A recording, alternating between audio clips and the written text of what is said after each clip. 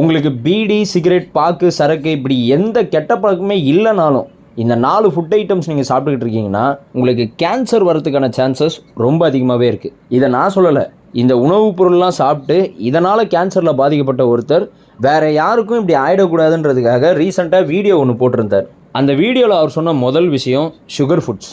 அதான் ஏதாச்சும் கொண்டாட்டனாலே நம்ம வாங்கக்கூடிய கருப்பு காடு, 5 நட்சத்திரம், பால், குழந்தைங்களாம் விரும்பி சாப்பிட்ற மழலை சந்தோஷம், இந்த மாதிரி சுகர் கண்டென்ட் அதிகமாக இருக்கக்கூடிய உணவுப் பொருட்கள். ரெண்டாவது கிரில்டு சிக்கனை அதிகமான டெம்பரேச்சரில் ஹீட் பண்ணுறப்ப அதில் கேன்சர் கொடுக்கக்கூடிய கெமிக்கல்ஸ் உருவாயிருது. இப்போ அதை நம்ம சாப்பிட்றப்ப நமக்கு கேன்சர் வர்றதுக்கான சான்சஸ் இன்க்ரீஸ் ஆகிடுது. மூணாவது மைதா.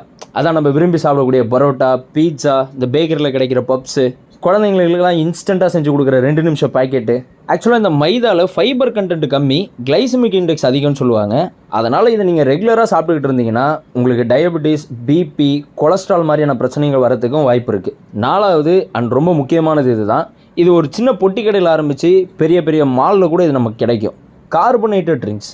இந்த ஃப்ரிட்ஜுக்குள்ளார கலராக அடுக்கி வச்சுருப்பாங்களே, இன்றைக்கி நம்ம சாப்பிட்றதுல கூட ஒரு ஸ்டைல் வந்துருச்சு. இந்த மால் தேட்டருக்கெலாம் போனீங்கன்னா எது வாங்கினாலும் கூட ஒரு கோக் வாங்கிப்பாங்க, அதுலேயும் டயட் கோக்கு. இன்றைக்கி 2 செக்டார் தான் பயங்கரமாக வளர்ந்துக்கிட்டு இருக்குது. ஒன்று ஃபுட்டு, இன்னொன்று ஹெல்த் கேர். இங்கே போய் சாப்பிட்றாங்க, உடம்புக்கு எடுத்துகிட்டு அங்கே போய் அட்மிட் ஆகிடுறாங்க. தானிக்கு தீனி சரியாக போச்சு. இந்த வீடியோவை முடிஞ்ச அளவுக்கு உங்கள் ஃப்ரெண்ட்ஸ் அண்ட் ஃபேமிலிக்கு ஷேர் பண்ணுங்கள்.